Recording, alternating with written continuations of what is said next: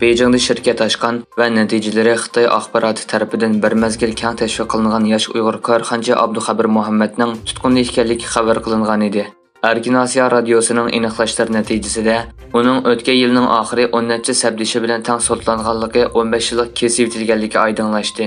Beijingdan tutib ketilgan va 15 yillik kesib yetilganligi dalillangan Abduxabir Muhammad haqidagi Xitoy xabarlarda u davlatni so'yadigan va davlatga sodiq bir korxonchi sifatida tanishtirilgan va Uyg'ur yoshlari uningdan o'rganishga chaqirilgan edi. Xitoyning Yer shari vaqt gazeti qatorliq axborot vositalarining 2018 yilning oldi-keyindagi mezgillarda tanishtirishda Abduxabir Muhammad 2010-yillari Amerikadagi New York shtatlik universitetida savdo korxona boshqarish kasbida o'qigan. Keyin u Xitoyda kasbiy jihatdan taraqqiy qilish mumkinchiligi borligiga ishonib, o'qish bitirgandan keyin Beijingga qaytib kelgan. U Beijingda Xoldi xalqaroliq ma'rif maslahat shirkatida turib, yoshlarga chet elda o'qish imkonlari to'g'riliq uchur va maslahat berish mulozimati bilan shug'ullangan. İctimai taratqulardagi inkaslardami Abduxabir Muhammadning mayli o'qish, mayli tijorat hayotida Xitoy hukumatining siziqidan chiqmaganligi eskartilgan edi. New Yorkda echilayotgan 78-navbatlik BDT umumiy yig'inida Turkiya prezidenti Erdo'g'an va Amerika prezidenti Bayden nutqlarda Uyg'urlarni tilga o'tdi.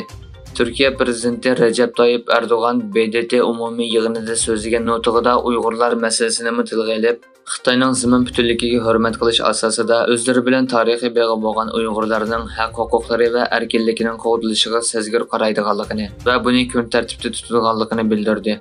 Amerika prezidenti Joe Biden nutqida dunyo kishilik huquq dafsandichiliklari haqida to'xtalgan Uyg'urlarni tilga olib, kishilik huquqning dafsanda bo'lishi mayli Xinjiangda bo'lsin yoki Tehronda bo'lsin, birdek oyoqlashishi lozim. Insonlar azob chekyotadi dedi. O'rta Osiyo Amerika davlat boshliqlarining J5 qo'shilgan bir shaklidagi tunji boshliqlar yig'ini New Yorkda Qozog'iston, Qirg'iziston, O'zbekiston, Tojikiston, Turkmaniston va Amerika davlat boshliqlarining qatnashishi bilan o'tkazildi.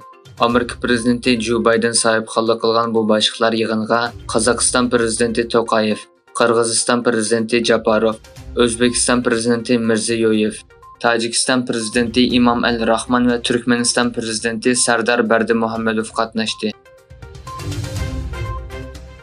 Yaponiya va Amerikaning tashqi ishlar ministrlari Xitoyning ta'siri kuchayayotgan Tayvan bo'g'izida muqimlikning zarurligi to'g'risida birdeklik hosil qildi. Yaponiya tashqi ishlar ministri Kamikawa Yoko New Yorkda Amerika davlat ishlar kotibi Antony Blinken bilan BDT umumiy yig'ini doirasida ko'rishdi. Kamikawa bilan Blinken Xitoy ta'sir kuchini oshirgan Tayvan bo'g'ozi rayonida muqimlikning lozimligi to'g'risida birdeklik hosil qilganligini bildirdi. Suriya prezidenti Bashar Asad 12 yil ilgari Suriya ichidagi urush portlagandan buyon tunji qatam Xitoyni rasmiy ziyorat qildi. Bashar Asadning bugun ep berilgan ziyoratda yuqori darajali vakillar o'mikiga rahbarlik qiladiganligi e'lon qilindi. Suriya prezidentiga bayonotida bu ziyoratning Xitoy prezidenti Xi Jinpingning rasmiy talabiga asosan ep berilganligi va Asad bilan Shinan, Beijing va Hangzhouda bir yurish yig'in va faoliyatlarga qatnashadiganligi o'tirg'a qo'yilgan.